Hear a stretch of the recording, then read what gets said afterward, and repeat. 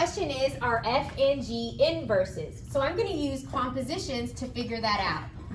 I'm going to put g inside of f.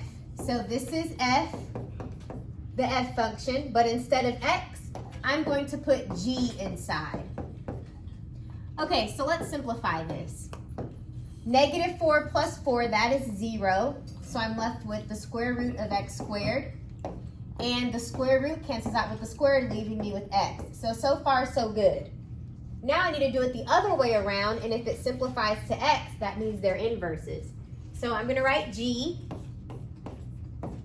So this is g, and I'm going to put f inside. This is a composition where you put a function inside of another function. Okay, and let's simplify it. So if it simplifies to x, that means they're inverses. So the square root and the squared will cancel out. I'm left with x plus 4 and then this minus 4. 4 minus 4 is 0, so I'm left with x. So because I'm left with x, when I do compositions of both, going both ways, they're inverses. So make sure you review this. F and g are inverses, and I proved it through compositions. So I'm given this function and I want the inverse. So let's just write this as y. And whenever you're doing inverses, you always switch x and y. So this will be x equals 2/5 y minus 1. Okay, so the first thing I'm going to do is add 1 to both sides. So I'm left with x plus 1 right here and 2/5 y on this side. Now, I think it might help some of you if you just write the y in the numerator, okay? So that you can easily tell it's being divided by 5. So what I'm going to do to both sides is multiply by 5. So if you distribute, this becomes 5x plus 5 equals 2y.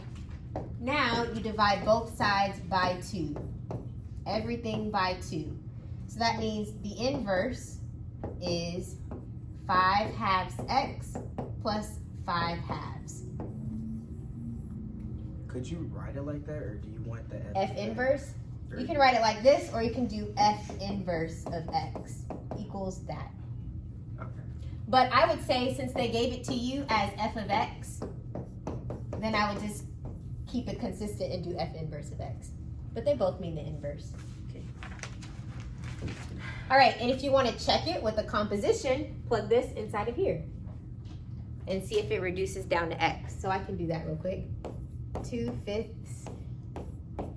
All right, and I'm going to plug this inverse inside, and it should reduce down to x. Okay, so if you distribute this, 2 times 5 is 10. 5 times 2 is 10. 2 times 5, 10. 5 times 2, 10. 10 over 10, that's just 1. 10 over 10, that's just 1. 1 minus 1 is 0. It reduced down to x. And then you do it the other way. Make sure you put this one inside of here. It has to go both ways, reducing it down to x. I'm just going to do it one time. Make sure you do it twice. Okay. Any other questions? Plus 2. Okay, so I'm going to switch x and y so that I get x equals negative 1/3 y plus 2. And you subtract 2 from both sides. So you get x minus 2 equals negative 1/3 y. And I'm just going to put the y in the numerator. Okay, so that you can easily tell it's being divided by 3.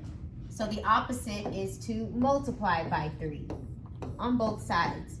So here I get 3x minus 6 equals negative y. And then you're going to divide by negative 1. So your inverse is negative 3x. Negative 6 divided by negative 1 is a positive 6. So this is your full answer.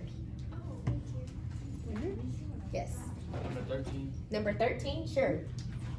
What this means is we're going to put 5 into G, get your answer, and plug it into H. This is the same thing as saying you put 5 into G, so if I find G of 5, and you plug that answer into F. These mean the same thing, okay? So let's do that. Let's put 5 into G. So if I plug 5 into G, I will get 5 squared is 25, minus 9 is 16. So that means G of 5 is 16. Now find F of 16. I'm sorry, is this an H? Yes. That should be an H. Okay, we're gonna plug 16 into H now. So I'm gonna plug it into here. That means you're gonna have 16 squared minus 4 times 16 minus 21. So you're gonna need a calculator for this. 171. 171? Cool. I'll trust y'all. So I got it right. Oh. Someone's out. Any more questions? That gave you joy. I have to use the bathroom so bad. Go ahead, if it's an emergency, go. We're gonna find the inverse. So you switch X and Y. You subtract 4. So you get X minus 4 equals 1/2 Y. And this is in the denominator. It's being divided by 2. So the opposite is to multiply by 2. Multiply by 2. So you get the inverse is 2x minus 8.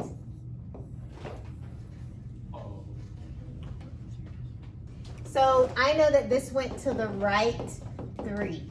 So it went right here. And this is my slope. My slope is -2. So I'm going to go down 2 over 1 on both sides.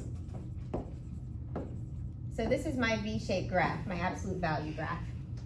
So my vertex is right here. That is the point 3, 0. Your x-intercept is also right here at 3, 0.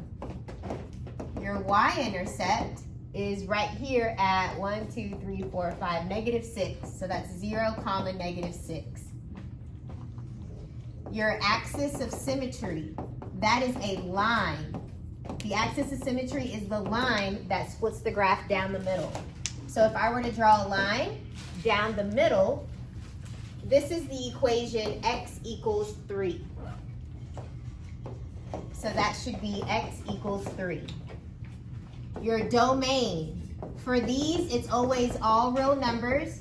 This is interval form. If you wrote it in inequality form, it'd be -infinity to infinity. X is between -infinity and infinity. This is inequality form. Your range, if I did interval form, it's the bottom, so -infinity up to right here, which is 0, with a bracket, that's interval form. If I did inequality form, think of it as everything is less than 0. It's less than or equal to 0. So that's y is less than or equal to 0 for your range. So right at the beginning, I can tell what the domain is. Before you do anything, let me know what this domain is. What x value will bring you 0 if you plug it in? +3. Yep, so x cannot be 3. Because if you put a 3 right here, 3 minus 3 is 0. And you can't have 0 in the denominator. So we don't want 3. So that's your domain. And let's simplify this. So you need to factor the numerator. I need 2 numbers that multiply to -6 but add to -1. -3 and 2. Yep. So I can write this as x minus 3, x plus 2 over x minus 3. So these factors are the same. So those cancel out. Anything divided by itself is just 1. Okay? So you're just left with x plus 2.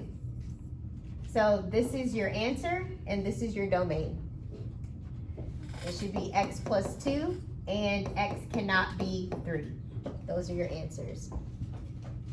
All right, so guys, you're given this function, and I want to know what is the x-intercept of the inverse. So if I graph this, the y-intercept is at -6. So you're going to go down to -6, which is right here, and then your slope is up 2 over 1. Okay, so if you think about inverses, this point right here is 0, -6. If you reverse x and y, you get -6, 0. which is right 1, 2, 3, 4, 5, 6, right here. So that means the x-intercept of the inverse is -6, 0. So for inverses, the x-intercepts and the y-intercepts swap, right? Because this one was 0, -6. So if you flip the points, you'll get the x-intercept at -6, 0. So that's the answer to this one. Another way to do it, if you didn't want to graph it, you could also do the inverse stuff. So you can do x equals 2y minus 6, switch x and y, and then solve. So add 6, you get x plus 6 equals 2y, and then you would divide everything by 2. So the inverse equation is this, 1/2 x plus 6 divided by 2 is 3. So if you graph this, you'll also see the inverse. Your y-intercept is at 3, and your slope is 1/2. So that's up 1 over 2, up 1 over 2. And you can also go this way. And look, right here, that's that x-intercept. So that x-intercept is at -6, 0. So you could do it algebraically, graph it.